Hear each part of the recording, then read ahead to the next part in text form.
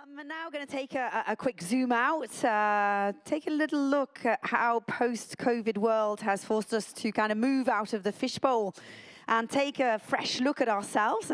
This is something that we don't get to do, obviously, on an everyday basis, but we do get to do it here at this kind of Congress, and that's the beauty of this kind of event. And we're going to be zooming out with a Financial Times Awards-winning journalist and doctor of anthropology. I was kind of reading up on her a little bit before I came today, and she prones IA, and it's not the AI you're thinking about, it is anthropological intelligence. Science that actually invites us to assume nothing and allows us to kind of question our presumptions. She's going to be discussing with us today macro issues such as the shift from globalization to localization, life beyond the balance sheet, her views as well on cooperative banking. I hope I've kind of whet your appetite there. Please give a very warm welcome to Gillian Tett.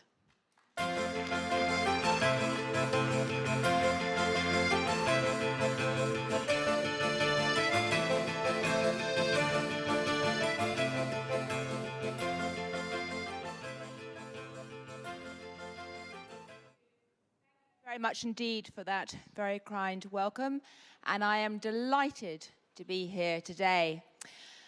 I know you've had a series of very useful, very serious discussions on cooperative banking, where it's come from and where it's going. So I'm going to provide a slightly different perspective and talk instead about how to make sense of where the world as a whole is going, and in particular, why it is apt to look and feel so scary today, and what, most importantly, you can all do about that. Now, as you just heard, I am trained as a cultural anthropologist. I started off actually as an anthropologist, and then I went into journalism, and I've now, in fact, gone back to my original roots as an anthropologist at the University of Cambridge, while also remaining as a columnist at the Financial Times. And as someone who has worked as a journalist for many years at the Financial Times, I used to run the American operation until very recently, I know from talking to our readers that you are all collectively living through very scary, very confusing, very challenging times. Just on the way here, I was scanning through the headlines in the Financial Times, and we have a series of stories about the horrors in the Middle East. My heart goes out to all of you who have been affected by that. The horrors in Ukraine, an issue very close to my heart. The rising tensions between China and the US, and the rising tensions in the economy inside China. And then, of course, we have the incredible tension-stalking financial markets as we try and exit from quantitative easing, to name just a few. And as a financial journalist, I know that most of you are trained to look at that through the lens of economics, finance, through your training as an MBA or a CFA. And what I want to try and persuade you of in the next 20 minutes is that in addition to the tools that you've been using to make sense of the world, it can also pay to try and use tools from the discipline that I was trained in, which was cultural anthropology. Now, I know that might sound very odd. Is there anybody in the room who has any training in cultural anthropology like me? Okay, well, that is pretty typical for a group of bankers, and exactly why I want to talk about these themes. But most people who don't know anything about anthropology assume that it's really all about essentially Indiana Jones style research for academics. You go somewhere remote, you go and get lots of colorful stories, you have a fascinating time, and then you come back to wherever you started from and are fascinating to have at a dinner party, but actually it's pretty useless for anything in real life. The reality is, actually, anthropology today is not about glamorous travel. What it's actually about is a three-part intellectual journey, which I would argue is critical for anybody who is trying to understand the world today. And the three parts are this.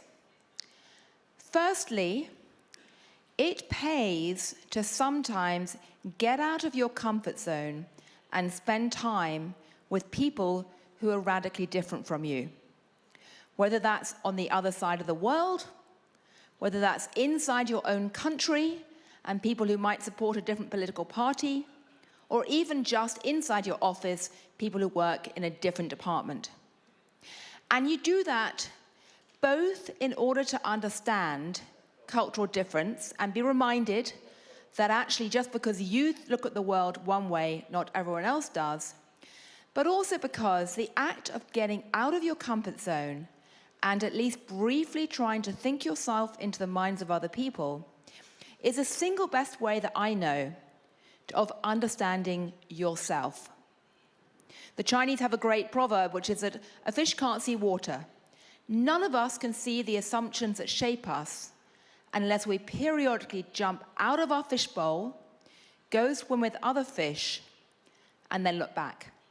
And when we do that, we can not just see the parts of our world that we normally know about and talk about, but most importantly, the parts of our world that we normally ignore. What that wonderful French sociologist who had a huge impact on me, Pierre Bourdieu, used to say were our social silences. Social silences. The parts of our world that we ignore, the assumptions that seem so obvious that we just simply turn our eyes from it. Now, in my life, just to give you an illustration of what this means, I actually started off working as a very classic anthropologist over in a place called Tajikistan. I lived there for a while and studied Tajikistan and tried to do the first step of anthropology, which is to try and make the strange familiar. Think yourself into another life and mindset. And I lived there for a couple of years, studying Tajik wedding rituals and using that to try and understand how Tajik society worked. But then I came back to London and then New York, and I also worked in Brussels, and I tried to flip the lens and use that same insider-outsider perspective to look at how the financial world worked. Look at how that gigantic tribal ritual known as Davos operated, how central banks operate, even during the Zoom calls of COVID, or how the whole media complex operates.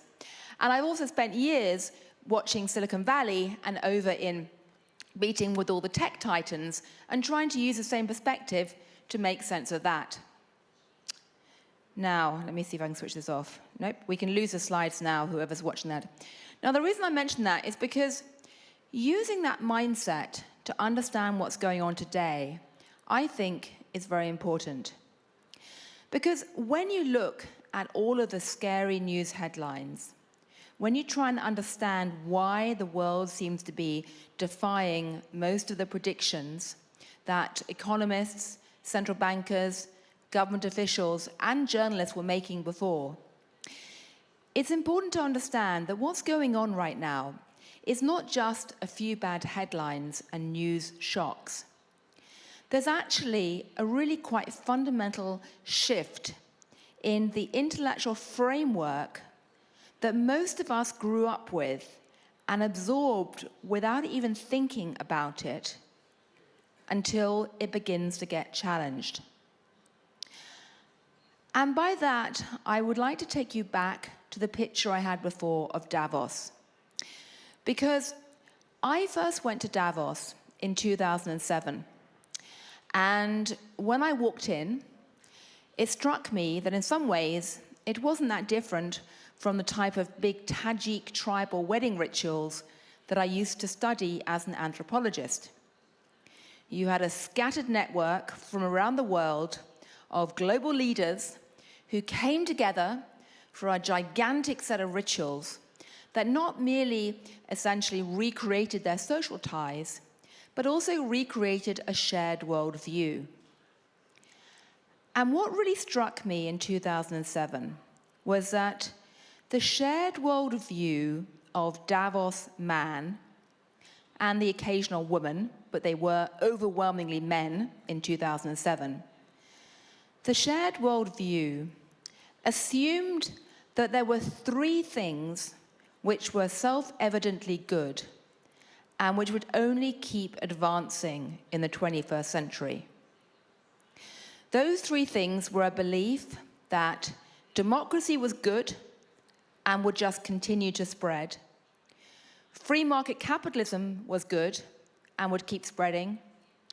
And that globalization was good and would keep spreading too. And those three assumptions were so deeply embedded in the mindset of Davos man that, for the most part, when people had debates, they did not even bother to point out back then that those three ideas were good. It was just kind of taken for granted. Because that was the intellectual framework, the culture that had dominated in global business and finance in the previous 2 decades, and which most of you grew up with absorbing without even really noticing. It wasn't the case that people thought that history was dead, to cite Francis Fukuyama. It was more a case that people just kind of assumed that history went in one line towards more and more globalization, free market capitalism, and democracy. Now, the story of what has happened since 2007, however, is that all three of those assumptions have come under attack one by one, and they're crumbling. This year, right now, more than ever. I mean, if you start with the first one, free market capitalism, you know, the whole dominance of the orthodox economic mindset, liberal economics, liberalism, assumed that essentially free markets were good and government influence was receding. That was what was dominant pre-2007. And within a few months of my going to Davos, of course, we had the great financial crisis. Governments started to intervene more and more in the financial sector, then in the financial markets through quantitative easing. Then you had, of course, the COVID pandemic, when governments began to intervene even more. And of course, now you've got the spectre of war, of energy shocks. You've got government intervention on a scale that would have been unimaginable 2-3 decades ago. I mean, America, a country which has supposedly been the champion of free market economics for decades, is now openly talking with great admiration about industrial policy. Industrial policy is back big time. At the same time, if you look at the issue of democracy, democracy, tragically, is in retreat in the world overall. That's not just my perception as a journalist. If you look at the Bertelsmann Index, which tracks this, last year, for the first time for over 2 decades, there were more autocratic countries in the world than democratic. In fact, the numbers were 70 to 67. And that's partly because some previously democratic countries have gone autocratic. It's also because the countries which were previously seen as strong democracies have become weaker democracies. America is a case in point. And when it comes to globalization, I don't need to tell you that, yes, if you look at surveys or studies like the DHL index that comes out each year, on an overall metric, the world is still globalizing a bit. Primarily because if you divide up the 4 main indices of globalization, which are basically the movement of traded goods, the movement of people, the movement of capital, and the movement of information, the movement of information is still growing, thanks to the internet. But the other 3 are flat or stagnant. And we are, of course, living through an outbreak of protectionism, populism, and increasing geopolitical stress, if not war. Actual war in the Middle East actual war in Ukraine, threatened war in the US-China, although actually much depends on what you define as war. Ray Dalio, who some of you may know, is a leading hedge fund figure. He often says there are actually 5 main metrics of war. You can have a trade war, a tech war, a capital war, a cyber war, or a shooting war, what I call the TTCCS model. Thankfully, right now, US-China has not had a shooting war, but they've had 3.5 out of the other 4 elements, and tensions are rising. So we live in scary times. And what makes it scary, as I say, is not just the actual tangible developments, but the fact that for you collectively, for anybody who's grown up in the last 3 or 4 decades, the very bedrock of their assumptions, their unstated pillars of faith about how the world is supposed to work, are being challenged and shaken. And that is always very, very uncomfortable indeed if, to go back to my first point about anthropology, if you have only ever stayed in your fishbowl, and if you assume that there's only one way that the world could or should work. But, as anthropologists know, that assumption that there's only one way for the world to work, that assumption that the world that we grew up with was normal, natural, and inevitable, and will automatically continue, that is never true. In fact, if you look back at the sweep of history and the vast majority of countries or places where anthropologists have worked, a very, very obvious point to make that we tend to forget is that actually it's not that today is unusual with its volatility and uncertainty. What actually was really unusual was what happened in the last 3 or 4 decades. It's not normal to assume that history goes in one direction. It's not normal to assume that the future is so predictable that you can price a bond for 100 years and feel confident about it. It's not normal to assume that you can simply create these wonderful charts that project what's going to happen for 4 or 5 decades. And that's really important to keep in mind for 2 reasons. Firstly, the reality is that all of you who are bankers know, particularly those who don't live in the West, actually, turbulence, volatility is terrifying, but it also creates tremendous opportunities. Secondly, and this is the point I really want to leave you with, as you think about the fact that actually it's not today that's odd, it's the last 3 or 4 decades that were odd, it's worth thinking about another consequence of what came out of the last 3 or 4 decades about the intellectual tools we use to look at the world. Because something had happened in the second half of the 20th century with the rise of computing power was that the idea of creating models to project the future and to measure things, and to create balance sheets to track companies, became wildly fashionable. Now, models and balance sheets are incredibly useful tools. They're like compasses. They tell you where to go. But they have one important flaw, which is that they are only as good as what you put into your model or onto your balance sheet. And in the second half of the 20th century, it became very fashionable to assume that what you put on your balance sheet were just the things like cash flow statements, profit and loss, assets.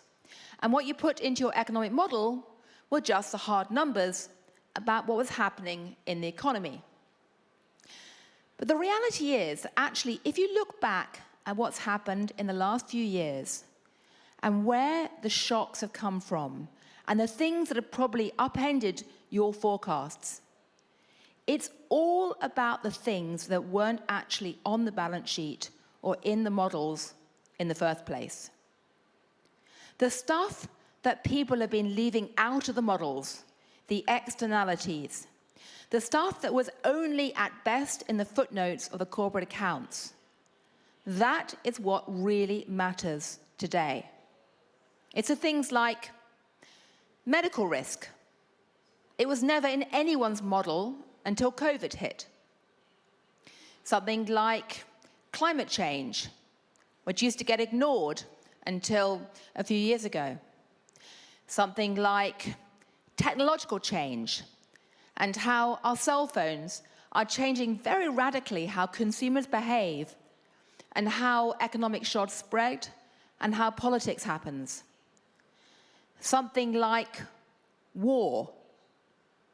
I mean, how many people 10 years ago were putting war into their models or onto their balance sheets?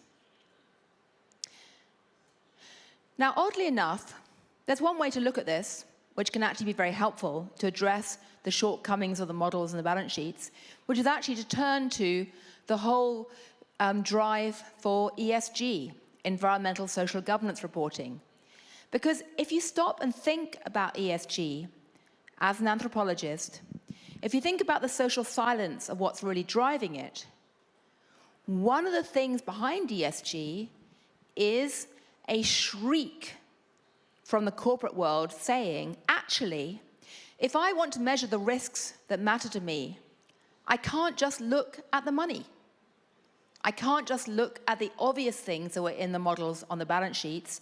I have to look at climate change, social tensions, things like, gender relations that were never on anyone's radar screen until we had the explosion of #MeToo, and suddenly it became an actual corporate risk. So one way to make sense of this confusing world is to say, actually, ESG isn't a luxury.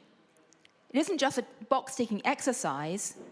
It's an entire shift in mentality away from tunnel vision to lateral vision.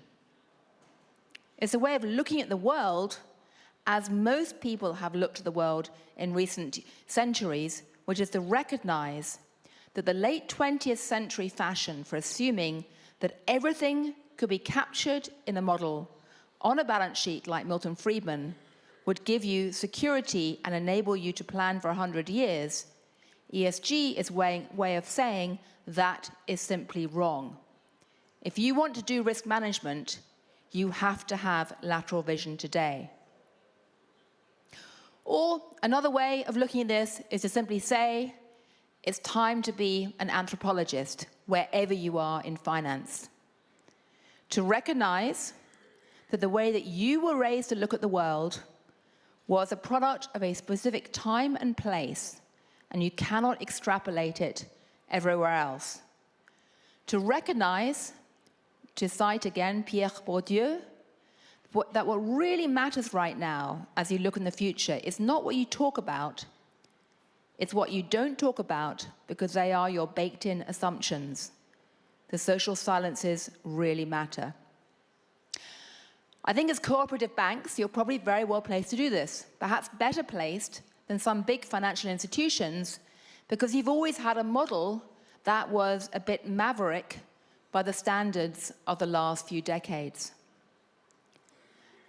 But it's not easy. So I'll just end by saying, as you look at this confusing world, recognize it's confusing not just because it is confusing, but because the fundamental framework that shaped so much of finance in recent years is shifting. But inside every big change, there is also opportunity. So good luck. Thank you.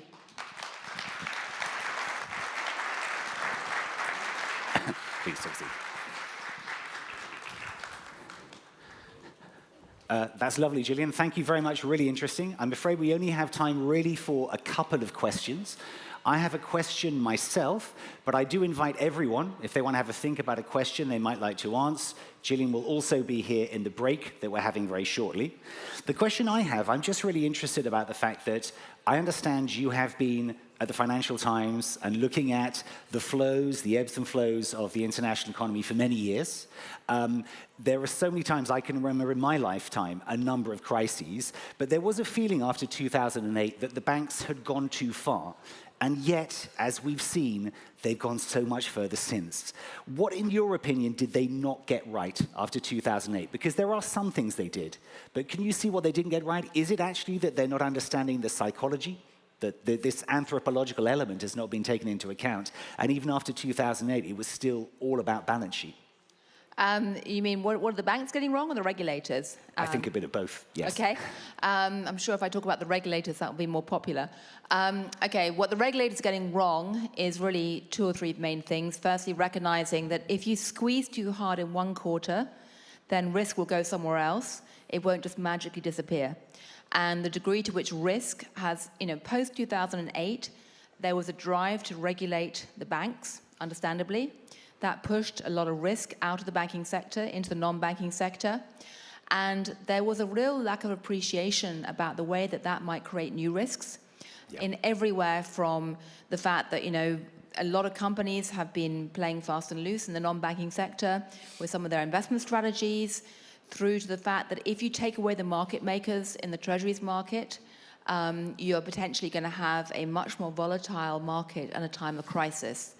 To my mind, one of the great concerns right now is the health of the treasuries market and what will happen if there's a nasty crunch there. I don't think nearly enough has been done to try and tackle those issues. And if we do have a nasty swing in the 10-year treasury rates, we could then see some very nasty situations happen there. In terms of what happens with the private sector banks, again, I was shocked this spring by how badly parts of the regional banking sector had prepared for the rise of interest rates. Silicon Valley Bank was a classic example of that. And I'm not convinced that enough of the sector has prepared properly for what could happen in the future. And let's hope it's not another Bear Stearns, because I remember Bear Stearns happened in 2007. Oh my God, it's terrible. And then somehow it passed and everyone's like, we're fine. And then along came Lehman Brothers. Commercial real estate, I'm sure lots of people are very focused on that. The question for me is what would happen if WeWork were to implode? In some ways that could be one of the triggers, a bit like not quite the Bear Stearns, but something like that. Well, they announced today that they're closing a whole bunch of offices, yes. So, yeah. Exactly. So there, WeWork, to my mind, is one canary in the coal mine. And there are other companies, if you're looking for the private capital sector, there's a number of companies you can watch right now to see, again, a canary in the coal mine. The other thing, I constantly worry about is cybersecurity. Ironically, this week, there's been all this focus on the AI summit in the UK. There's been no focus on the fact that in Washington, they've just had 50 countries meeting to talk about ransomware. The numbers on ransomware are insane. It just keeps exploding and exploding. And the really insane thing is the number of companies that are now paying out to ransomware when they get hacked. Under some measures, 80%, if not 90% of companies that face ransomware attacks in the US right now are paying out ransom. The White House has woken up to this with a vengeance, and I think you could see some quite nasty showdowns in that field over the next year. Well, that's very good timing as well, because we're going to be specifically speaking about cybersecurity, AI, etc. going forward. So just time for one question from the audience. Is there a question that we have in the audience? And feel free to ask me if your kids are going to study anthropology, if they can get a job. Indeed. Because they can. Okay, fine. Well, listen, maybe you need a fresh coffee or something, which is coming up in a second. So in which case, maybe just a final thought as well is, we've been talking about this need to be able to go outside the fishbowl and see it differently. But how do you particularly see this being relevant to cooperative banking? I guess, is it because the markets are so different, you need to see differently? How do you see that apply? I think the key thing to look at is both the strengths and the weaknesses of cooperative banking. The strength is that, cooperative banks, by their nature, are deeply aware of stakeholderism. and their social context. And they can't be otherwise. And that is a fantastic thing. The downside, though, is obviously you can get so deeply embedded in your community, you fail to see obvious risks building up. Yeah. And sometimes it can be very hard because of internal patterns of consensus building and a desire to please all stakeholders. Sometimes it can be very hard to actually take a tough stance against risks that are emerging within the community.